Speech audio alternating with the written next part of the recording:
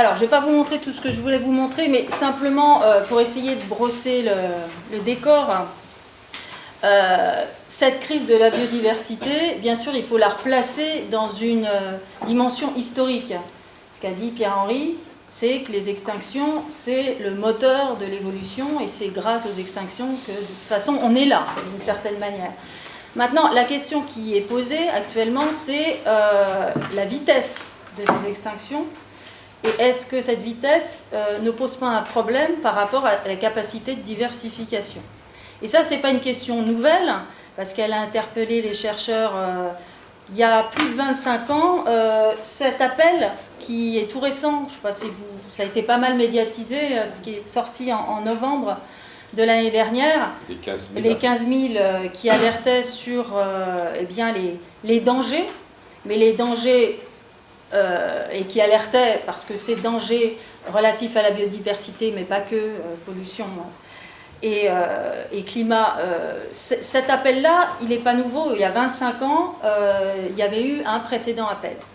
Bon, s'il y a cette insistance, c'est que, je dirais, les recherches sur des questions de biodiversité, d'écologie, nous permettent de dire que les signaux sont de plus en plus rouges, et il est important de donner quelques éléments. Et ces éléments, on peut déjà les mettre en avant en se disant que, bien, on ne va pas parler d'espèces, si vous le voulez bien, mais on va plutôt parler de vivants. C'est peut-être quelque chose qui peut parler à tout le monde et qui peut faire consensus. Et bien, le vivant, il est présent sur la Terre. Je dis le vivant non humain, parce que les humains se portent assez bien, comme vous le savez, en termes de démographie. Si on s'intéresse aux non-humains, et si on s'intéresse aux zones sur la Terre où eh bien, ce vivant est présent en grande diversité, ou en tout cas des zones sur la Terre où l'humain est peu présent et donc où cette diversité peut s'exprimer, eh bien c'est les zones vertes que vous voyez sur cette carte.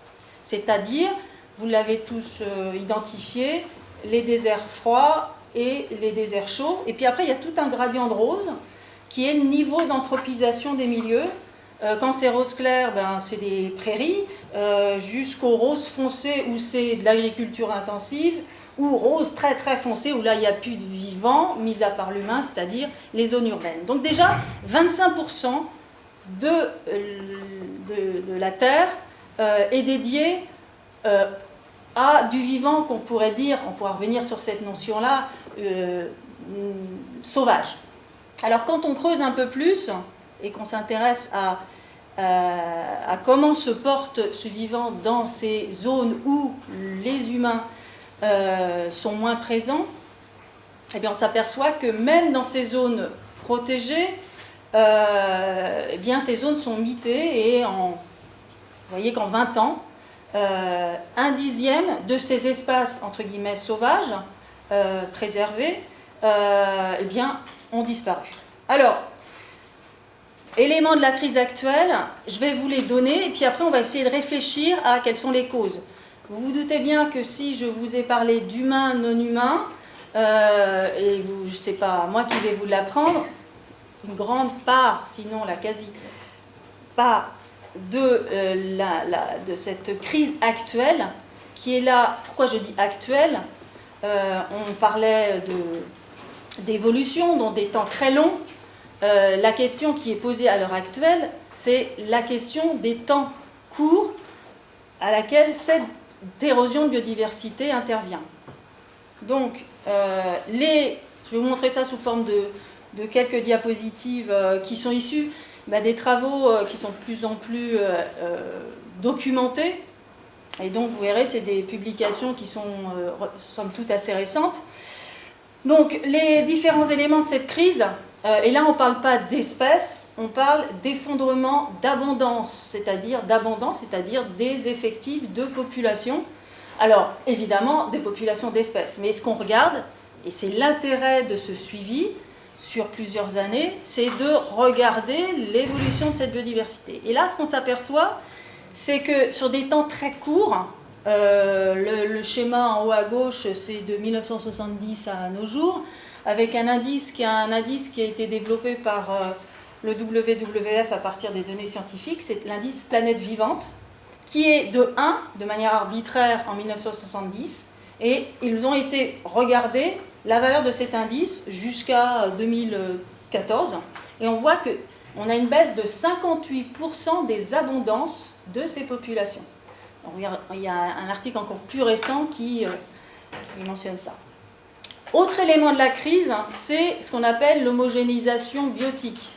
Alors qu'est-ce que ça veut dire? Ça veut dire que cette diversité qu'on observe, elle diminue, et notamment ce schéma-là, c'est une diversité en termes de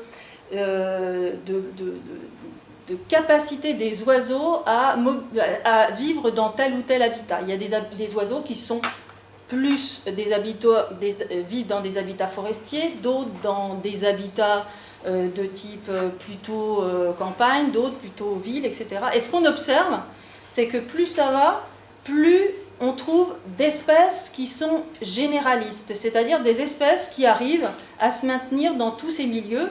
Pourquoi? Parce que les espèces, ces entités de biodiversité, ont disparu des milieux où elles étaient spécialisées. Donc, on a, à l'échelle des espaces, une homogénéisation des espèces et plus de spécialisation dans les habitats. Et puis, un certain nombre d'éléments montrent, et ça c'est l'élément important de cette crise, elle est actuelle en ce sens qu'on observe une accélération des extinctions, sachant que cette extinction qu'on observe actuellement, ce n'est que l'avant-coureur d'extinction beaucoup plus importante, ce que Pierre-Henri vous disait, à partir d'un niveau de baisse de biodiversité, par ces abondances notamment, eh bien, on a là quelque chose qui annonce des extinctions beaucoup plus importantes. Alors, cet article-là récent, avec toutes ces couleurs, vous montre que les avant-coureurs de ce qu'on appelle la 6e crise d'extinction, c'est ces baisses c'est même ces disparitions de populations très ponctuellement, et notamment ici, c'est sur quelques vingtaines à trentaines d'années. On regarde en bleu foncé, eh bien c'est le pourcentage, plus c'est foncé, ça va de vert clair jusqu'à bleu foncé, plus c'est bleu foncé, plus on a eu une disparition dans ces lieux de ces groupes de vertébrés, ces populations de vertébrés. Dernier élément aussi, encore plus actuel, c'est un article qui est paru, je crois, en décembre de l'année dernière, ou en novembre aussi, qui a fait grand bruit. C'est la diminution de biomasse des insectes. Là, on ne parle même plus d'abondance d'espèces, on va regarder la quantité de biomasse d'insectes. Et ces insectes-là, c'est des insectes qu'on a été regardés 27 ans durant dans des zones protégées. Donc normalement dans un lieu où elles ne devraient pas être impactées, sauf que vous voyez qu'il y a une disparition de 75% de la biomasse pendant 27 ans. Et là, on va parler plutôt des causes. Une explication de cette baisse de biomasse d'insectes est liée au fait que ces espaces protégés étaient contigus de zones agricoles où, bien évidemment, il y avait de l'agriculture intensive. Donc là, on va au cœur des causes, et cette crise actuelle qui a été, je dirais, on va dire, mise sous équation par Ehrlich en 2009, par une équation qui est très simple, très sommaire, très critiquable, mais qui permet de montrer quels sont les grands vecteurs qui expliquent ces crises de biodiversité. C'est l'équation I égale PAT. Je ne sais pas si vous connaissez. Non. P, ici, c'est démographie humaine.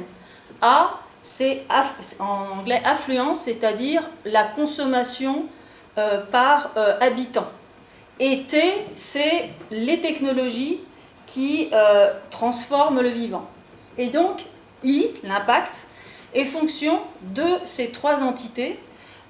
Et notamment, quand on pourra discuter de ces questions de démographie si vous voulez, mais en gros, à un niveau de démographie, je dirais, quand je parle à mes étudiants, je dis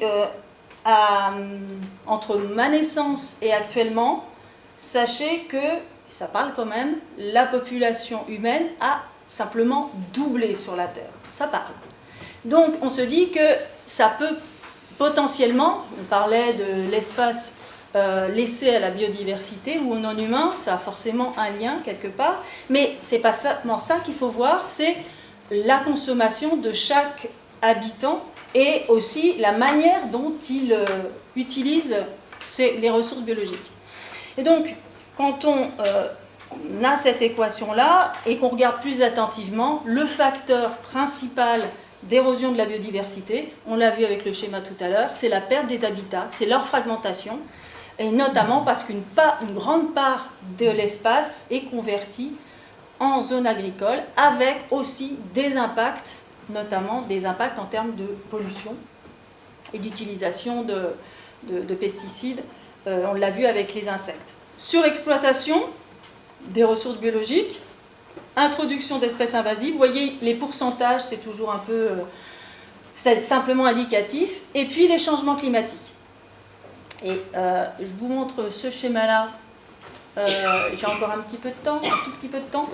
Ce schéma-là, c'est un article paru en 2016 qui permet, alors il est basé sur cette fameuse, ou ces indicateurs liste rouge dont je vous parlais tout à l'heure, qui sont basés sur le suivi des populations de différentes espèces. Donc on retrouve le mot espèce ici, mais c'est quand même une idée de, en gros, les vecteurs les plus importants à l'origine de l'érosion de la biodiversité. On voit donc que c'est la surexploitation, mais plus principalement, on voit que c'est essentiellement lié à la chasse, à la pêche, mais aussi, là en deuxième, vous voyez que les entités de biodiversité qui sont menacées, en deuxième, c'est essentiellement lié aux activités agricoles qui sont principalement à l'échelle de la planète Terre, un système d'agriculture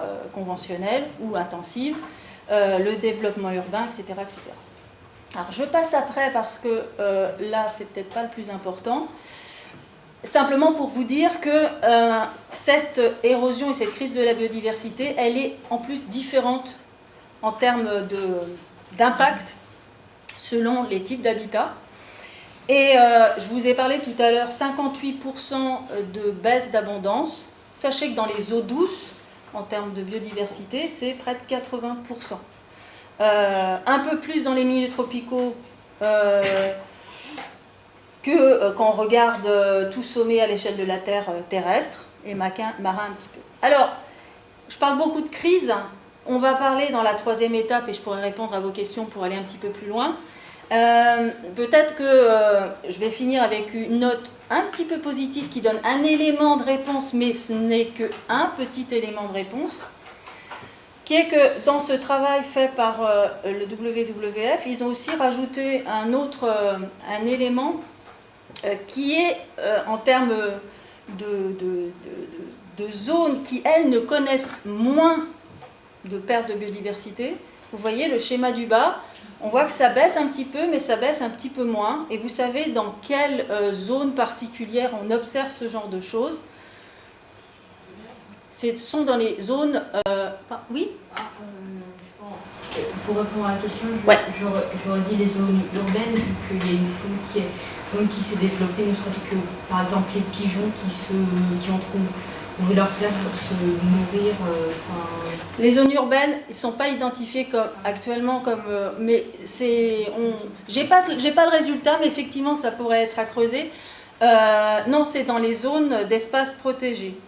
Okay. Alors on verra que espaces protégés, ce n'est pas forcément des espaces où l'homme n'est pas présent. Mais en gros, ici, ce schéma montre que quand on se donne les moyens de baisser la pression de nos activités, on voit que ça a forcément un effet qui est là quantifiable. Alors, je vais quand même terminer sur... tout ce que je viens de vous dire, c'est un peu l'empreinte, je dirais, écologique, en termes d'abondance, en termes de pression très forte sur la diversité. Maintenant, ce qu'on observe aussi, c'est que les pratiques et nos pratiques ont conduit à modifier le vivant dans le sens où l'homme a aussi imprimé ce qu'on peut appeler une empreinte dite évolutive. Donc ça, c'est un article qui est sorti l'année dernière. Et bon, je ne vous apprendrai rien, les humains ont domestiqué le reste de la biodiversité en mobilisant cette biodiversité vers leur intérêt propre et ont donc modifié génétiquement ou en termes de morphologie un certain nombre d'organismes, que ce soit des animaux ou des plantes. Donc là, on voit et on le constate une empreinte dans l'évolution de ces organismes, notamment ces plantes. Mais quand on regarde de plus près, il y a beaucoup plus d'éléments qui montrent que même plus récemment, il n'y a pas que l'agriculture et la domestication, mais aussi les actions de chasse, les actions aussi de pêche, voire même de translocation d'espèces, c'est-à-dire les mettre d'un endroit à un autre, ont eu des impacts sur les caractéristiques génétiques des organismes sur lesquels ils se sont faits. De manière, je dirais, volontaire, voire même involontaire. Le dernier exemple, et je terminerai avec ça, c'est un article qui est tout récent, celui-là, encore plus récent, qui montre que chez ces espèces de mésanges, on observe une évolution très très rapide sur la longueur du bec. On s'est posé la question, pourquoi ? Eh bien, on associe cette évolution d'un bec de plus long au nourrissage des oiseaux. C'est-à-dire que ça a provoqué une évolution dans le sens où ça a fait une sélection sur des oiseaux qui étaient capables de manger les graines présentes. Donc, le vivant et nous humains, nous impactons de cette manière-là, et on peut donc, dans ce cadre-là, se poser la question des transformations qu'on apporte au vivant, que ce soit des transformations en termes de modification du génome, voire même essayer d'imaginer, de faire revivre des espèces qui avaient disparu, voire même d'utiliser le vivant à des intérêts qui sont axés sur nos intérêts propres. Mais ça, je dirais, on verra ça peut-être dans la troisième partie, si vous le voulez bien. On s'intéressera plutôt à la question de pourquoi sommes-nous concernés par toutes ces questions de biodiversité et pourquoi devons-nous nous préoccuper de cette crise de biodiversité actuelle. Donc, question sur cette partie-là. Une question peut-être un peu polémique, c'est super mon sentiment, mais c'est juste comme il s'agit d'une sorte de crise, c'est une catastrophe, comme il y a déjà eu des catastrophes sur la planète, qui ont créé des nouvelles espèces aussi. Oui. Est-ce qu'on peut comparer cette catastrophe simplement à une catastrophe normale comme les autres? Tout à fait. Je ne l'ai pas dit de manière super évidente. Pierre-Henri a parlé qu'effectivement, les extinctions sont le moteur de nouvelles biodiversités. Et il y a eu 5 grandes crises d'extinction qui ont été... on connaît les causes. Tout ça, c'est plutôt une question d'échelle de temps. Alors, j'ai essayé de le dire pour la démographie, mais on peut le dire de la même manière pour ce qu'on constate en termes d'érosion de la biodiversité. C'est plutôt l'échelle de temps et aussi la canalisation, dans le sens où cette biodiversité et les grandes crises, c'était, je dirais, que ça soit une grosse météorite qui tombe sur la Terre ou des activités volcaniques, j'ai l'impression que ça avait un effet massif. Là, c'est un effet massif, mais parfois aussi, il est dirigé vers certains types de diversité. Et donc, les conséquences sont en termes de baisse de diversité, mais aussi de canalisation et d'une certaine manière, par le pilotage du vivant, du vivant par les humains, vers un type de biodiversité particulier. Voilà. Je ne sais pas si Pierre-Henri, tu veux... Oui, je veux bien ajouter quelque chose. Moi, bien sûr qu'il y a déjà eu des crises, et je voudrais vous dire une chose, je ne m'inquiète pas pour la planète. La planète, elle s'en sortira très bien. Maintenant, il y a déjà eu des crises, et peut-être vous n'auriez pas aimé y être. Donc la question, je ne m'inquiète pas du tout pour la planète, je m'inquiète pour les humains. Entre autres, hein, mais pas mal pour les humains. Je pense que la situation que nous sommes en train de préparer va être extrêmement désagréable. Moi, je vais vous dire, j'en suis tellement convaincu depuis longtemps que j'ai jamais fait d'enfant. Alors maintenant, je m'en fous au fond. Hein. C'est votre affaire. Mais si vous avez fait des enfants, eh ben, vous ne pouvez pas vous dire, il y a déjà eu des crises, c'est pas grave. Hein. Parce que, voilà. Non, mais je pense que c'est très important de comprendre ça. Bien sûr qu'il y a déjà eu des crises. Et il y en a, on dit qu'il y en a eu 5, je pense qu'il y en a eu plus. Il y en a eu une d'ailleurs qu'on ne compte pas dans les crises parce que c'était avant qu'on puisse vraiment compter. Mais quand les premiers... Parce que les crises d'après, ça a été des effets extérieurs. Il y a eu une météorite, un volcan, etc. Mais il y a déjà eu des formes vivantes qui ont fait éteindre les autres. Massivement. C'est celles qui ont inventé la photosynthèse. Parce que quand la photosynthèse a été inventée, on a foutu de l'oxygène plein l'atmosphère, je peux vous dire que ça a été une catastrophe. Hein. Simplement, il y avait trop peu de trucs qu'on s'est jamais repérés, on ne peut pas dire que tel tant de pourcents des bestioles ont disparu, on n'a pas de comptage. Hein. Mais certainement, ça a fait très très mal. Simplement, les cyanobactéries de l'époque n'avaient pas notre conscience du fait qu'elles étaient en train de foutre en l'air tout le monde autour d'elles, donc on ne peut pas leur reprocher. En fait, ça. Nous, le problème, c'est que non seulement on fait tout ça, mais on en a conscience. Et du coup, je pense que voilà, ça vaut la peine d'aller regarder vraiment ce qui se passe. La question pour moi, c'est pas que ça soit pas naturel. Et il y a une... Alors, est-ce qu'on s'en foutrait que l'espèce humaine s'éteigne? Vous savez, il y a eu un bouquin, l'espèce humaine va s'éteindre, tant mieux. Bon, ça, on peut le voir comme ça. Hein. Et puis, on peut se dire, voilà, notre espèce, elle est ratée. Voilà, faut mieux s'en passer, puis voir ce qui se refabriquera d'autres. En tout cas, effectivement, est-ce que l'espèce humaine va s'éteindre? Alors, sur le coup, moi, ce genre de discussion-là, je trouvais ça un peu ridicule, parce que au fond, on est l'espèce qui se porte le mieux démographiquement à l'échelle de la planète, donc on n'est pas en voie d'extinction. Il y a quand même un élément de réflexion donné par Hubert Reeves, que j'aime bien. Il dit, les systèmes physiques, quand vous les perturbez, ils ont tendance à essayer de retrouver un état de relative stabilité. Stabilité, ça n'existe pas, mais la stabilité d'un système, c'est quand les forces à court terme ont cessé d'agir et que les forces à long terme n'ont pas encore commencé. Mais enfin bon, alors si jamais vous le perturbez un système complexe, eh ben, il va bouger, puis il va essayer de retrouver une sorte de stabilité. Puis si vous le reperturbez, il va rebouger. Puis si vous le perturbez tout le temps, il va bouger sans s'arrêter jusqu'au moment où il aura réussi à se débarrasser du machin qui le fait bouger. Alors c'est un élément de réponse à ma question. En fait, je me demandais s'il y avait des travaux pour, comme on fait des prévisions du changement climatique, pour prévoir ce que va être l'évolution de la biodiversité. Bien sûr. Cette crise. Alors, il y en a, et j'y crois pas pour tout vous dire. Hein, il y en a, donc Jeanne nous en parlera mieux que moi, parce que moi, j'y crois pas. Je pense qu'actuellement, nous n'avons pas une vision globale de la biodiversité et de son mécanisme. Je pense que nous n'avons pas ça. Donc, on peut fabriquer des modèles. On peut toujours fabriquer des modèles, mais je pense qu'à l'heure actuelle, ils ne sont pas testables et que voilà, ils reposent sur une connaissance trop insuffisante. Alors c'est vrai que peut-être qu'en biologie, on n'ose pas assez écrire des conneries. C'est vrai que je suis très admiratif des physiciens qui nous parlent de l'évolution de l'univers en ignorant 90% de la masse.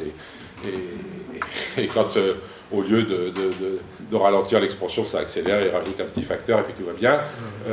Moi, je pense qu'à l'heure actuelle, voilà, ce qu'on peut dire en revanche, c'est étudier le passé. Il y a des choses que je trouve intéressantes dans le passé, c'est que les grandes crises précédentes, une météorite qui est tombée sur Terre, bon, elle a dû faire des gros dégâts, une espèce d'hiver nucléaire, hein, je ne sais pas si vous connaissez les scénarios, mais c'est donc le ciel s'obscurcit, tout ce qui est photosynthétique s'arrête de fonctionner, tout ce qui mange, ce qui est photosynthétique meurt, bon bref, il disparaît énormément de choses. Et puis il n'y a que ce qui est capable de survivre en situation comme ça pendant un moment et d'attendre que la lumière revienne qui peut survivre. Bon. Ça devrait faire une chute, puis pouf, puis après on repart. Pas du tout. On voit des paliers d'extinction, systématiquement. Ça veut dire que le système complexe de la biosphère, une fois que vous lui avez enlevé un gros morceau, il est en situation de chute, et la chute va se perpétuer, et même si vous enlevez la cause de départ, vous continuez. Moi, c'est ça que je trouve très inquiétant dans cette affaire. C'est que je suis certain qu'il arrive un moment, dans ces affaires de biodiversité, où on a suffisamment déséquilibré notre système dynamique pour qu'on puisse retirer les causes de départ et que la chute continue. Hein, même qu'un satellite, si vous ralentissez un coup, bah, après, il faut le réaccélérer pour que ça marche. Il ne suffit pas de le laisser comme ça et d'arrêter de l'embêter. Donc, je crois que tout ça, on n'a pas du tout de modèle qui explique vraiment ça. Et pour le moment, on n'a aucun modèle, par exemple, qui explique ces baisses de diversité par paliers, qui sont des paliers qui sont sur plusieurs dizaines de milliers d'années. Donc, c'est du long terme pour nous humains. Hein. Donc voilà, on n'est pas capable de prévoir ça.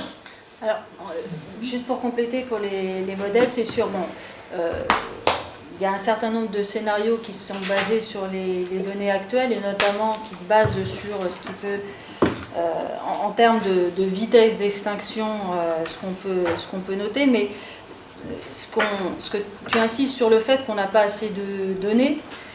Non, on n'a pas assez de mécanismes, on n'a pas assez on n'a pas de modèle. Mécanismes, on n'a pas de modèle, mais on n'a aussi pas assez je dirais, de suivi qui nous permet de regarder comment ça se passe et comment ça évolue. Bon, il y a actuellement une structure qui s'appelle l'IPBES. Alors, j'imagine que vous connaissez tous le GIEC ou l'IPCC, c'est-à-dire le groupe intergouvernemental d'études du climat. Vous connaissez peut-être moins cette IPBES. IPBES, c'est la même chose, si vous voulez, mais sur des questions de biodiversité. Ça existe depuis 2012 et ce sont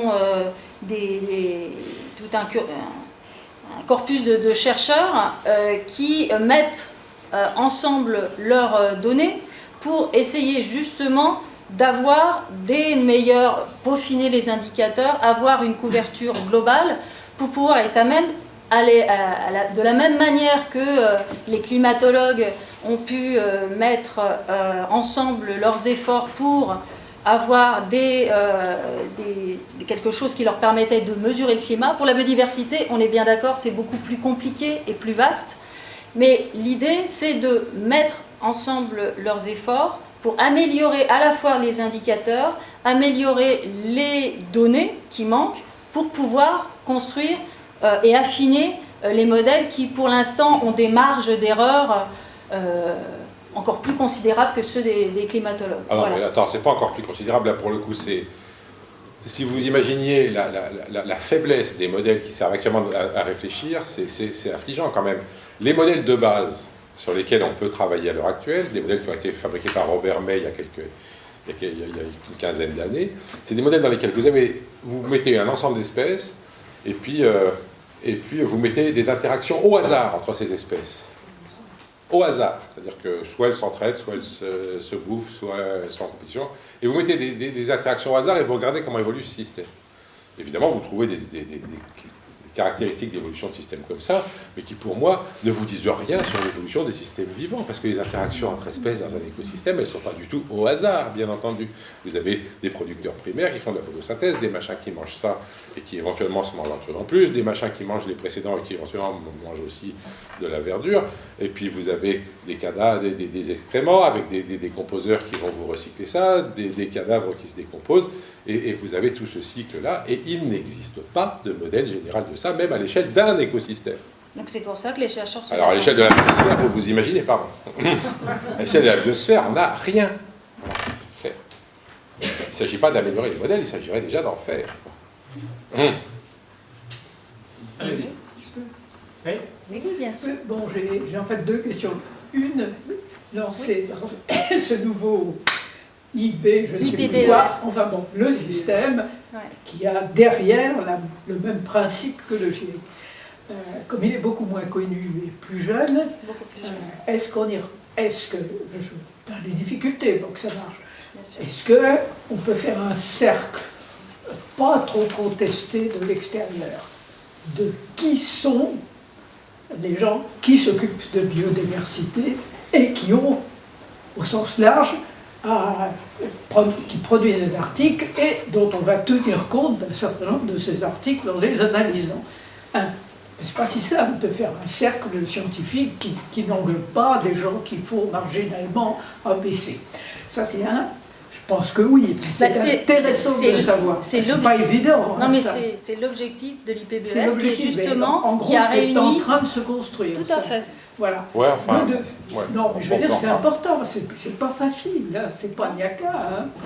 Bon, le deuxième truc, je suppose que si l'idée a été de servir de l'expérience du GIEC, on y retrouve le fait d'avoir des groupes qui changent, enfin des groupes piloteurs qui changent tous les 5 ans, si j'ai bien compris, et qui d'autre part, pendant qu'ils rédigent, font circuler 1, 2, 3 fois, de façon à ce que je dirais, une masse significative du milieu concerné ait la possibilité de s'exprimer.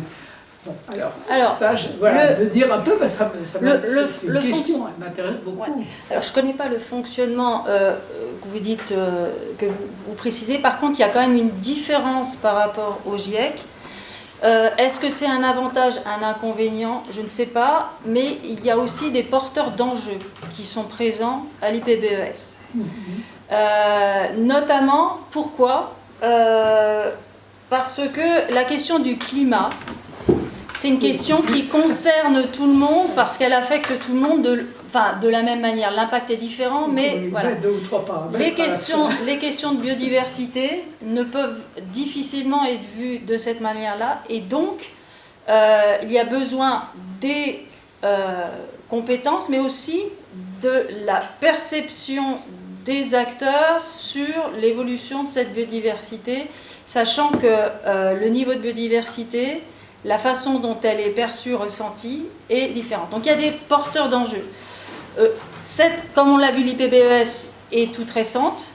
Elle va se faire sortir au mois de mars des dossiers qui permettent de donner l'état de la biodiversité, issus justement de la compilation de ces données issues de tous les articles.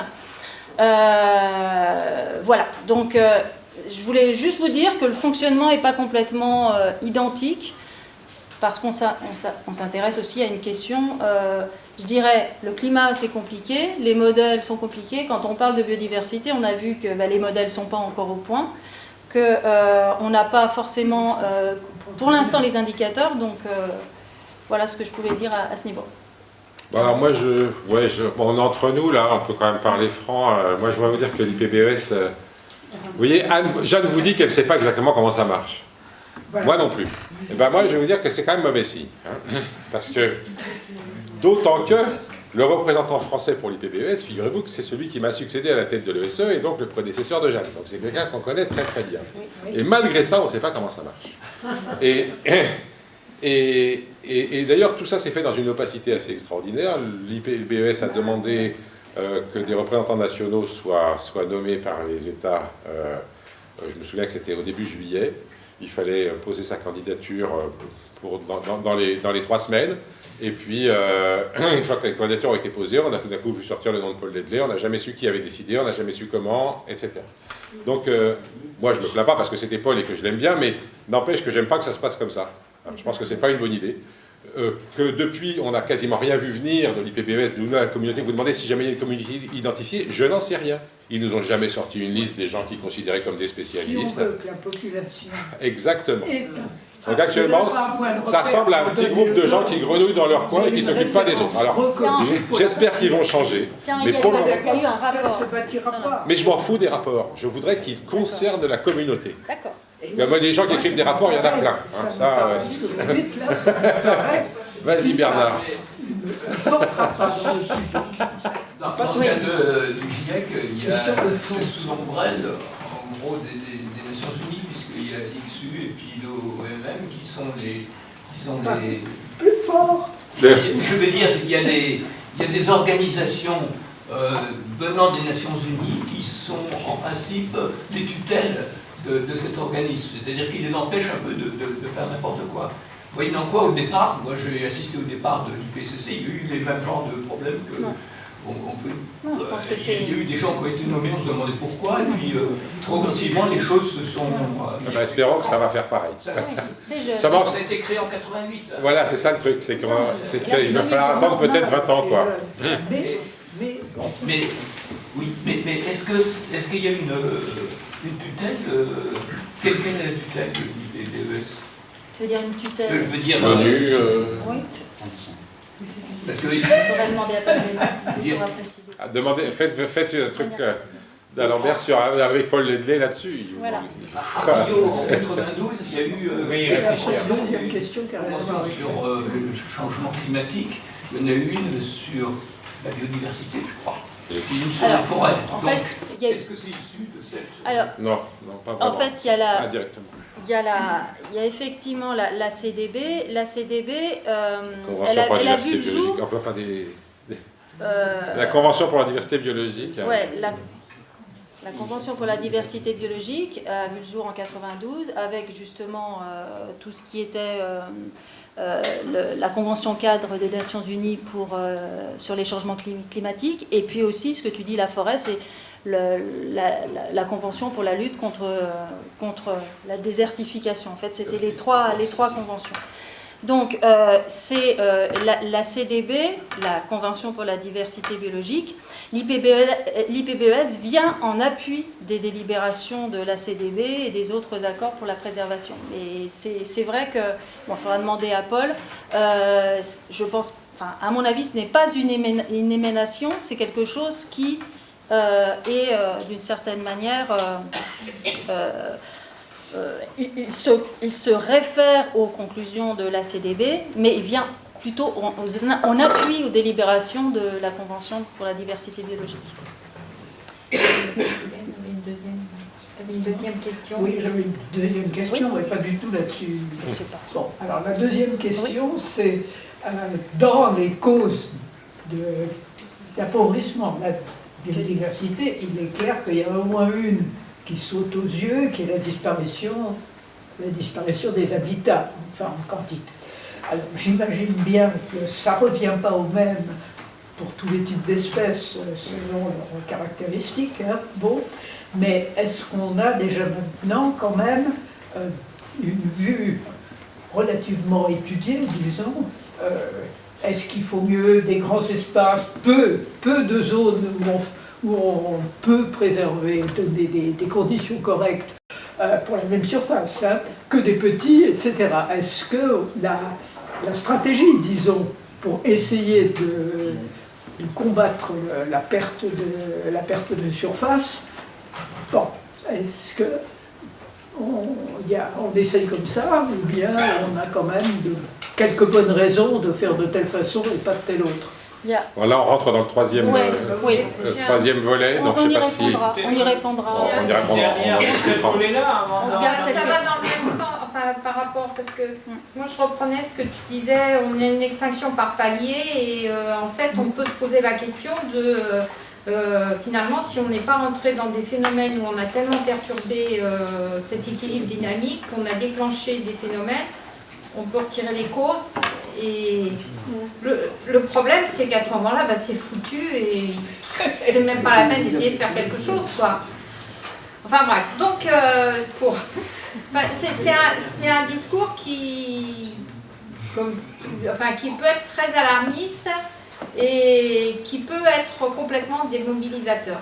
Alors je pense que ça amène effectivement, comme la question d'Hélène, à la troisième partie, c'est-à-dire que faire, peut-on faire quelque chose et que faire? Mais par rapport à tes questions, je pense que même si c'est pas la réponse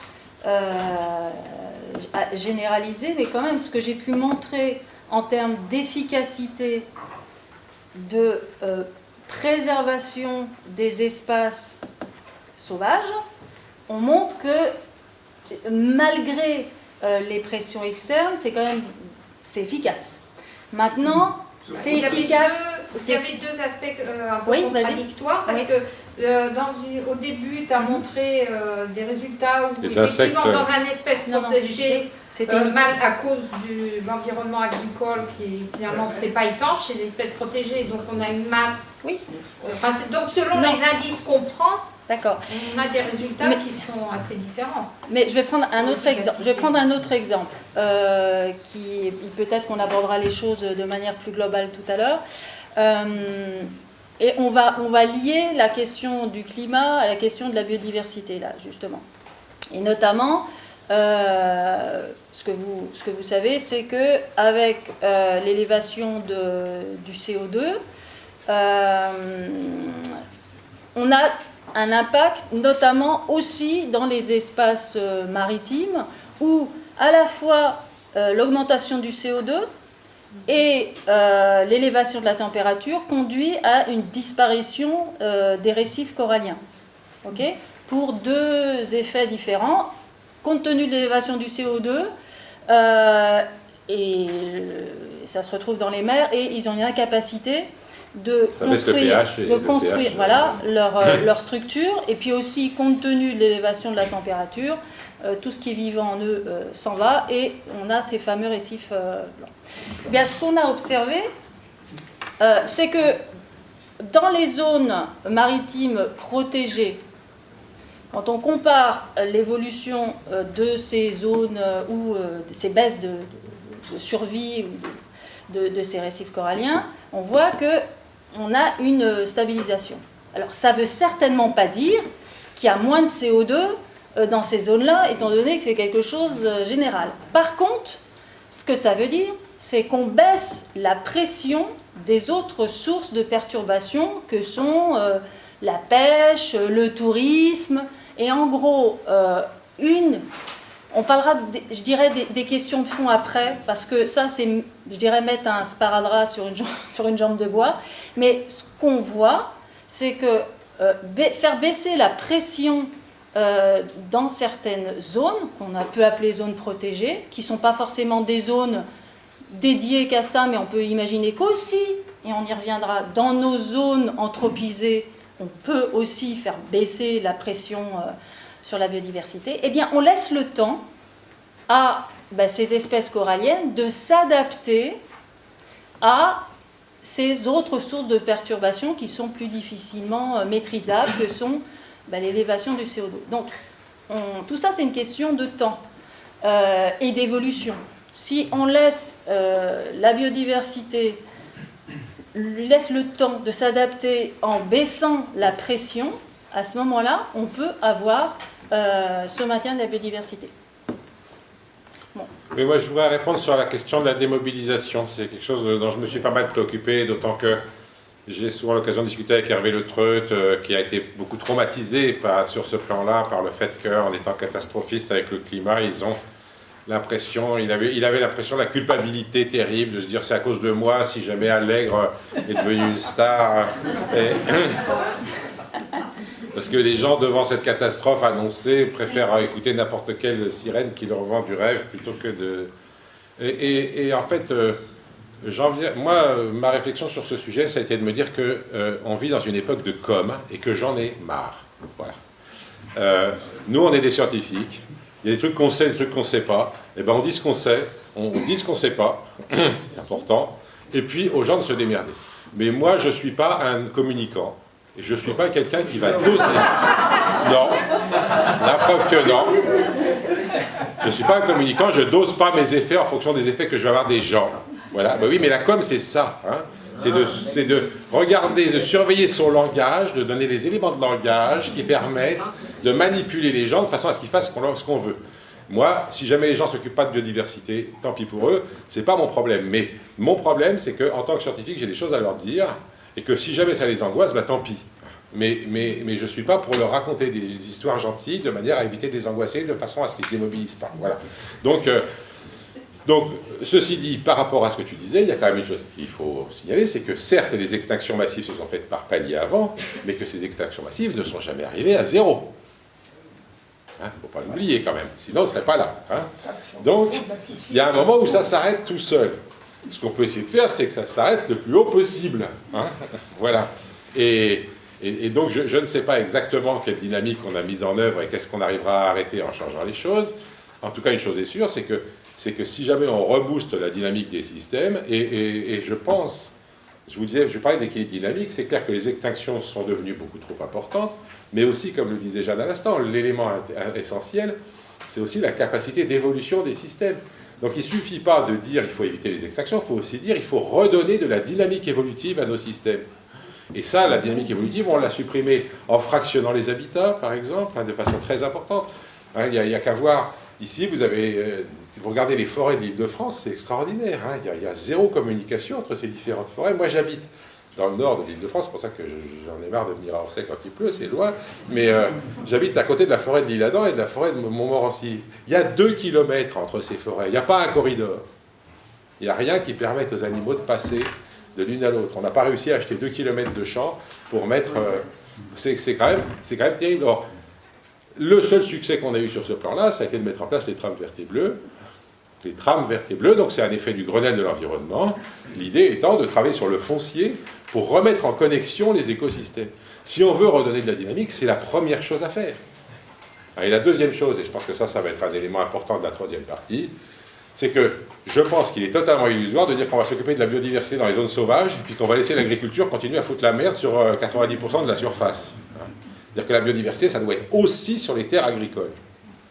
Tant que l'agriculteur sera une agriculture merdique qui refuse la biodiversité dans ses champs, eh ben, la biodiversité sera en mauvais état au niveau de l'ensemble. Alors là, je parle en tant qu'agronome. C'est quand même ma formation de départ. Voilà. Est-ce que le fractionnement des habitats dont vous parliez juste avant, ça ne favorise pas justement la spéciation et donc la biodiversité? Ou il faut que ce soit suffisamment... Le schéma de Darwin que je vous ai montré, hein, donc effectivement, il faut que les lignées soient suffisamment isolées pour pouvoir diverger. Seulement, pour qu'elles puissent évoluer, il faut qu'elles aient de la diversité.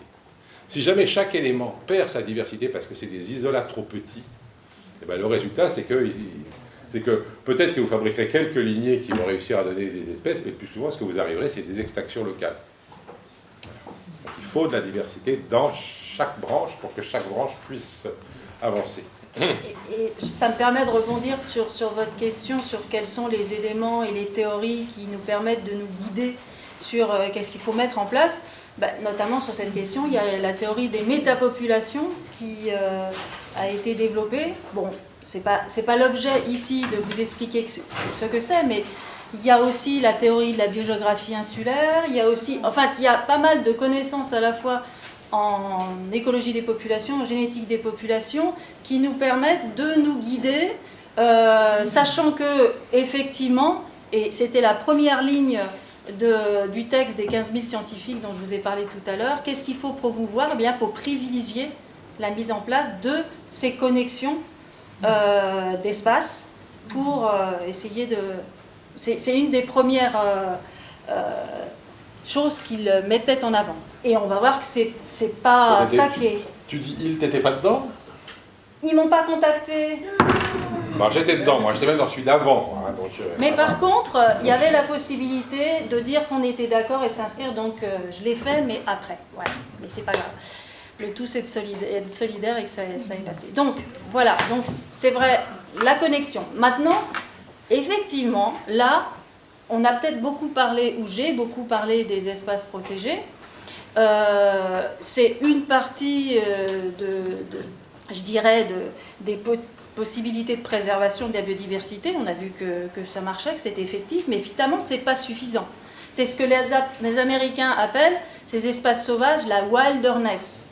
Mais il y a aussi quelque chose qui s'appelle la wildness, qui est le vivant, la diversité dans nos milieux anthropisés, que ce soit nos espaces dédiés à l'agriculture, et on pourra parler, si vous le voulez, de ce qui peut être fait pour essayer de réhabiliter la biodiversité dans ces milieux, mais aussi au sein de nos habitats très fortement anthropisés que sont nos villes, nos villages, nos campagnes. Donc cette vision de la biodiversité, ça ne doit pas être seulement une vision qui est « je vais m'occuper de l'espace protégé ».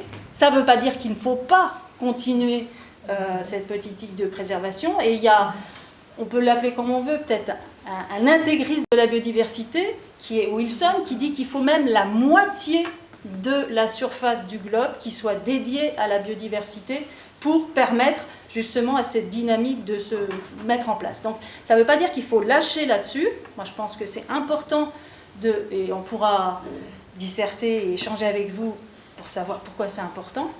C'est pas seulement sur des questions aussi de biodiversité, mais aussi des questions de valeurs et de relations entre nous humains et le reste du vivant, mais on pourra revenir là-dessus. Mais il faut aussi faire réintégrer la biodiversité dans nos espaces productif, pour plein de raisons, parce que ça peut répondre à plein d'enjeux qui sont alliés à la fois à production et préservation de la biodiversité, et puis au sein de nos villes, pour des intérêts qui sont maintien de la biodiversité, puis d'autres qui sont liés à des relations entre humains et non humains, et on pourra revenir là-dessus si vous le voulez, mais je pense que si on arrive à avancer sur ces questions de respect du non-humain, on sera peut-être à même d'avancer aussi sur des questions de respect entre humains. Voilà, bon, ça c'est mon point de vue, mais là ça dépasse peut-être, on pourra voir ça peut-être à la fin.